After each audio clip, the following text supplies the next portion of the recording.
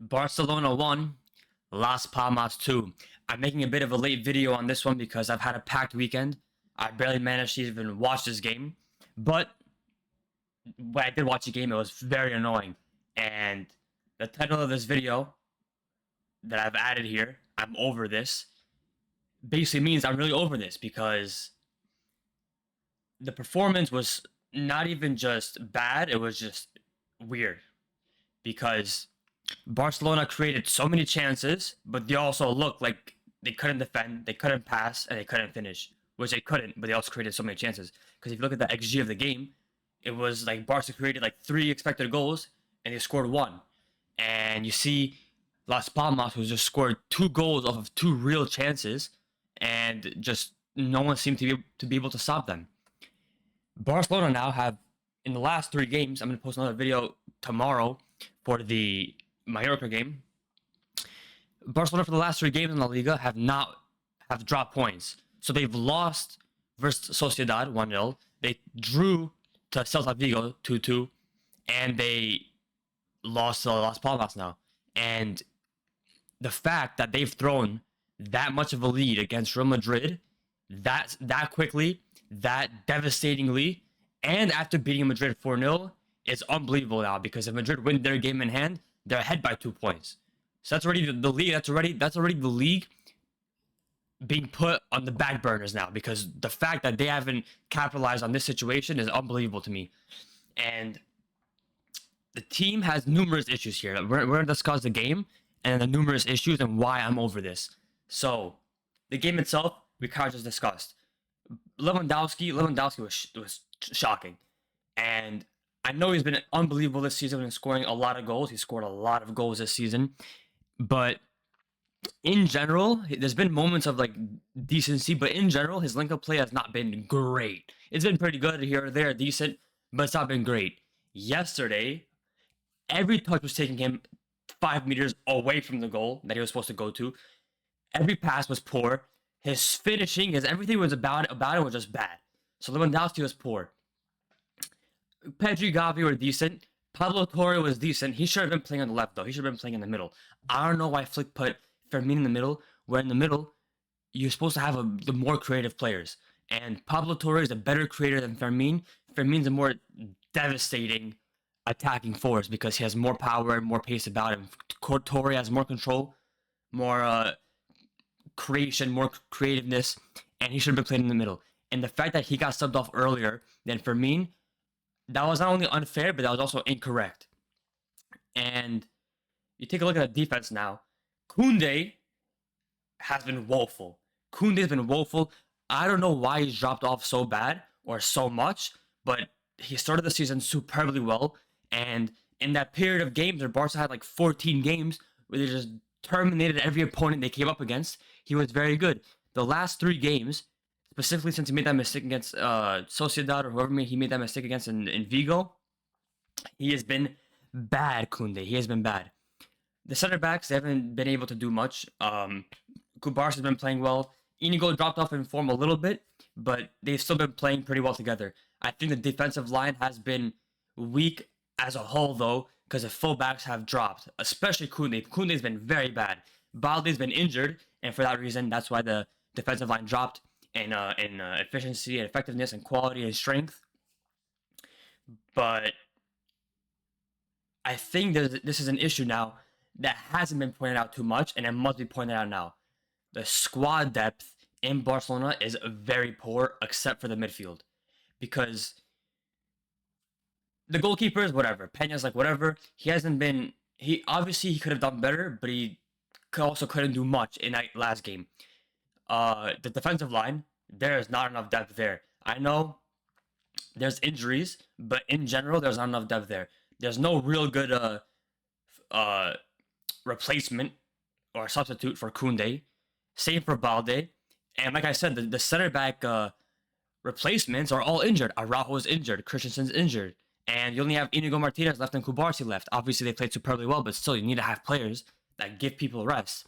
And you talk about Gerard Martinez has been poor. You talk about Hector Fort, who people are talking about Hector Fort like, oh, he's actually done better than Gerard Martin, and he's played decently.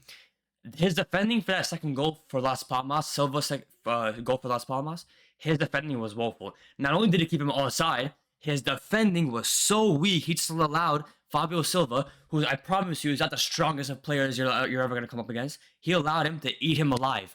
And it was as soon as Fort came on.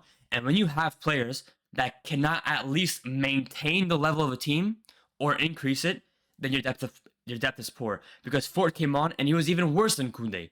So when that's the case, he didn't maintain the level, he didn't increase the level, so he's just worse. So the depth means that the depth in the defensive line is weak. Midfield, obviously, there is depth. Gavi, Casado. Well, Gavi came back. Casado, Pedri, Fermin, Torre, De Jong. There is numbers there. I think the issue with the midfield is that the over-reliance on the defensive midfielder. Casado being out is very noticeable. It's very obvious. And you can tell that the Barcelona midfield needs a defensive presence because not all of them can do that.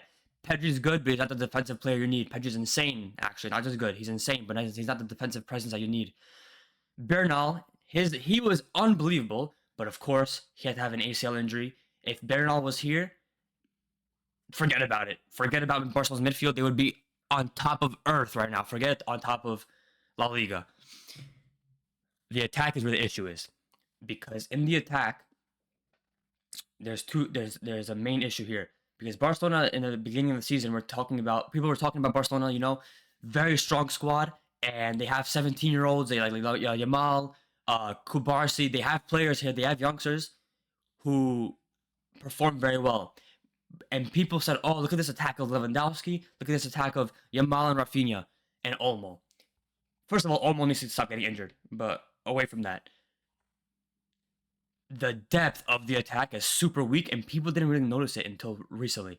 Because if any of Lewandowski, any of Yamal, or Rafinha are out injured, that's your attack for Barcelona done. They have nobody else that can hold it wide. Ferran is not that guy. To be fair, he came on versus Las Palmas, and he looked like he lost a bit of weight. He gained some agility. He looked a bit more mobile, but he didn't actually do much. But at least he looked a bit more, he had more mobility. But when any of those three attackers are injured, there's nobody else. And I think the issue recently with Hansi Flick's lineups is that he's moved around too many players to compensate for Yamal's injury. He moved Rafinha to the right or the middle. He moved Olmo to the left. He moved players around. Pedri was playing up. And that was all because of one player being injured. I know Yamal is important, but you should not be rotating the entire team and taking players out of their best roles, their best positions, to compensate for one player. And this is what I think should happen for next game. For the game versus Mallorca, this should be Barca's lineup. Let's assume let's assume Olmo's back in the squad too. Let's assume he's gonna be fit. Hansi Flick should not take anybody out of their high level position. So it should be Peña, Koundé, Kubarsi, Inigo Martinez, and Balde. Casado and Pedri in the double pivot. Pedri should not be playing a 10. Rafinha in the left, Olmo in the middle, and Lewandowski up top. And now, of course, Yamal's going to start this game. But let's say, if he wasn't ready, and this applies for the last games that what Hansi Flick should have done. What he should have done is leave everything like I just said the same and keep Pau Victor on the right side. Because he is very versatile when it comes to playing anywhere in the front line. He's obviously not the greatest attacker in the world. He's not the greatest player in the world. But he has the ability to hold it down. When Flick played Fermin in the right wing, he's not a right winger. He's barely a left winger, and that's where he plays half decently. So he's definitely not going to be a right winger. He should have played Pau Victor. He still would have maintained the attacking threat more than Fermin did, and he performed pretty decently on the right side when he was playing in the preseason. So I think the team needs to be maintained and kept the same, and just replace, like for like, the player who's injured. There's no reason to rotate players and take players out of their main, highest performing roles just to compensate for one player. And I think that the depth issues are very important. I think there's numerous issues that have arisen during November, because this was a poor month of Barcelona considering their August, their September, and their October, which were very strong months. They just destroyed anybody in sight. November was a poor month. We're in December now. Hopefully they turn it around, but they need to tweak some things here to get back to where they were, because before this month, they were the out-and-out best team in the world, and nobody was competing. That's what they need to be again very soon, if not now. And hopefully the club makes some signings this winter. I'm not talking about signings like Rafael Leao this winter. I'm talking about signings that will give the squad some quality depth, not players who are, weak and can't handle the pressure of coming in for a couple minutes or coming in for one game and holding it down for one game.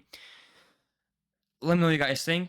I know this was most meant to be about Las Palmas and Barcelona specifically, but I kind of went on to a rant session about the issues currently with the team. Hopefully these are rectified very soon, because the fact that Barca has been performing overall in general at this high of a level this season, and they're gonna allow Madrid to be 2 points ahead of them with the way they've been performing. Forget the referees. I don't want to talk about the referees because I hate doing it. This season, currently what's been happening in November, they are warranted to talk about. I'm not gonna talk about it yet, but of course referees have been woeful, but they still should not have allowed Madrid to take a 2-point lead against them, assuming they win versus Valencia. Let me know what you guys think, and I will see you in the next video. Peace.